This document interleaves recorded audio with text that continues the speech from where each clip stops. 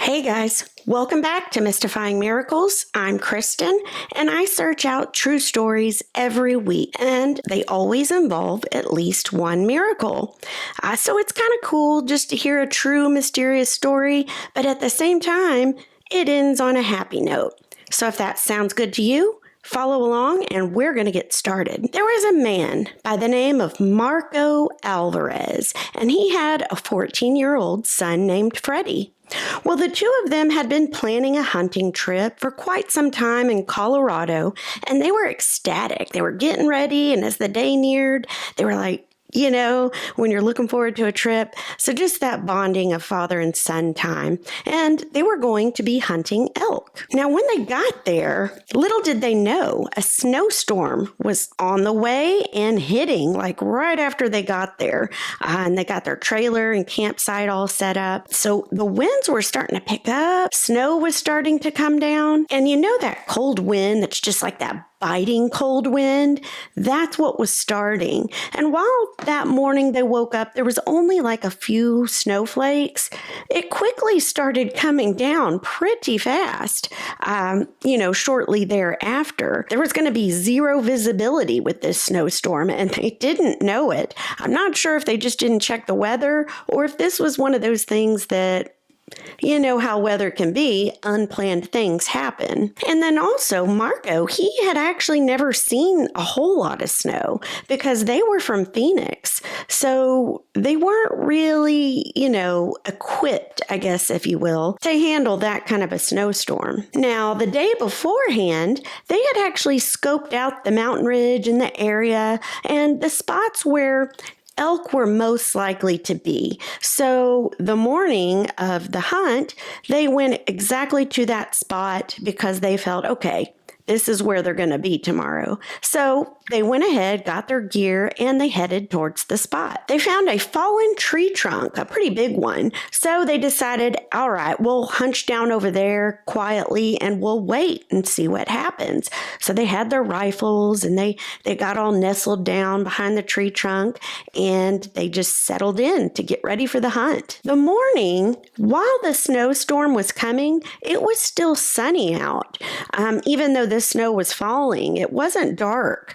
But as they were hunkered down behind that tree trunk, the snow started falling a little bit more and a little bit harder. And Marco and Freddie, they noticed that on their coats and hats, the snow was starting to pile up a little bit. You know how that starts to collect.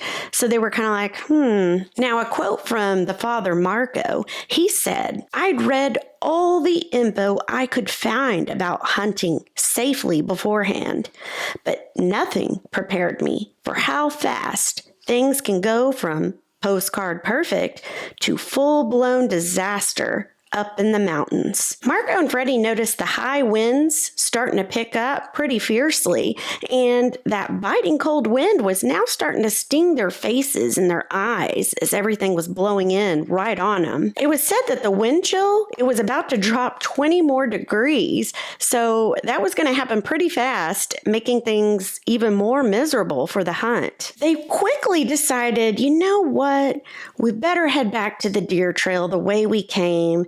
This is, we weren't prepared for this kind of weather, So they were like, okay, let's gather our little gear and head back that way. But there was one problem. You couldn't see the trail because it was covered with snow, and that, like I said, it happened so fast. So they were looking around for landmarks that they had noticed on the way in, but that was another problem because they couldn't recognize any of the landmarks. They were all covered with snow. Now, their campsite, from where they decided to hunt for elk, it was about, they said, at least 2 miles away.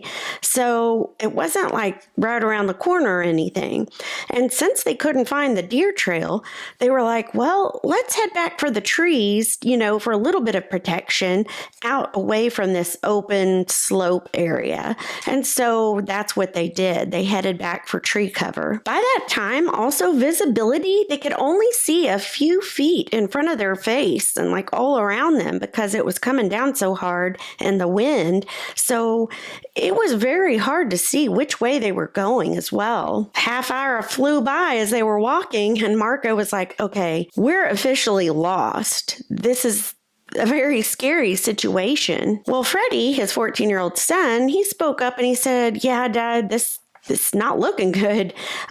Why don't we ask God for help? Well, as that storm just continued to just get worse and worse, Marco, he was skeptical about his son Freddie's idea of asking God for help. He was kind of like, that sounds silly, Now, Marco, he considered himself a Christian, but he said that he did it all for the sake of his wife, really. So, yes, he went to church. Yes, he volunteered. Yes, he tithed money. He gave all that stuff. But like I said, it was for the sake of his wife, because his wife wanted him to, and his wife did that. And Marco, the dad, he had a rough upbringing. He thought, I've had a lot of suffering in my life, and I just cannot mentally get there to where I think that God is there every day and that he can help and save us in a situation like this. He just couldn't get there mentally because all he could think of was the suffering and the hardships that he had gone through all his life. And it also said, Marco, yes, he thought of himself as a Christian, like I said, but he didn't think of it any different than, say, the bowling league that he was part of. He just, there was no differentiation. Now, his son, Freddie, though, had a totally different outlook on faith. That previous summer, he had gone to a church camp, and his parents said that he came back a different kid, a different teenager, and they could tell it in like his mannerisms, how he acted, how he treated people. Like he was less selfish. He treated his siblings more nicely, less little spats and fights, so they could see a change in their child. And Freddie, he liked to pray before the meal, before dinner, and he would do so every night. And Marco, he always noticed that when his son Freddie said that prayer every night, it was if he was talking and chatting with his best friend or a close family member, and he always took note of that.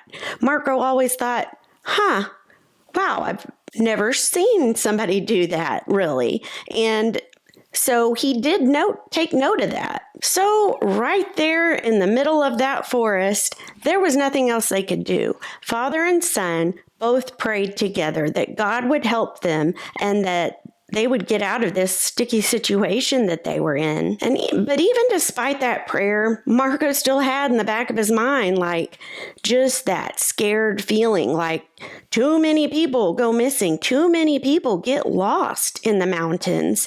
And that's on a perfectly good weather day. He just was like terrified that they wouldn't get back. Well, after they prayed, Marco saw an opening in the trees, and he thought, let's head that way. That looks like a good opening. But suddenly, as he's saying that and thinking that and seeing that opening, to his right is a huge raven, and it starts making noise, and it suddenly opened its wings up, and it flew out of the tree close to the ground and started going in the opposite direction than that opening in the trees that Marco had seen. Freddie, when he saw this, he spoke up, and he said it just matter of fact. He said, Dad, we should go that way.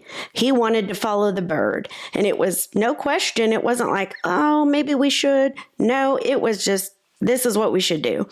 And Marco argued with them a little bit and was like, that's silly. That sounds ridiculous. Why would we follow a bird? There's an opening right over there. So they bickered a little bit, but Freddie won out, and Marco relented, and he said, okay, Lead the way, I'll follow you. And at that point, as they start walking, following the bird ahead of them, the snow had at that point piled up to a foot. So they were, really trudging with their boots through the high snow. They had been following that bird for a little over an hour when Marco, he finally was thinking, we're doomed. We're not getting anywhere and we're not finding our campsite. And shortly after he had that feeling, his son Freddie grabbed his dad's arm and he pointed excitedly ahead. There ahead of them, past the Raven, down a snowy hillside, was their campsite, their trailer, and everything. And of course, everything around them as they had walked was just a blanket of white. So again, they had no landmarks. All they had was, let's follow the bird, I guess. And the bird led them back to where they needed to be. So, Marco laughed and they both hugged each other and they were just ecstatic. I would be. I can imagine. My goodness, one minute you're thinking, I'm probably going to die out here. And then next you're like, yes. So they were just rejoicing and happy. And it was then that the raven gave 3 loud, deep calls. It raised its wings and it flew back the way it had come, back to the forest. What a story. But wow. Marco says, I knew right then God had answered our prayer, just like Freddie believed he would. The fact he used the voice of a raven to do it made it all the more miraculous to me. That is definitely a miracle, guys. Who cares about that they didn't get to hunt elk? The fact that they were saved and saved by a bird, that is miraculous. Did God send that bird? I think so. I think God heard their prayer, and that thank goodness that Marco let his son, because his faith was so strong, let him lead and go the way following the bird, thereby leading them to their campsite. I don't know. What do you guys think of this story? Have you ever heard something like that where an animal comes and to the rescue, basically? Let me know in the comments. Also, if you like these kind of true mysterious stories that always have miracles, just remember to like and subscribe. And that's about it, guys. I will see you guys for the next one.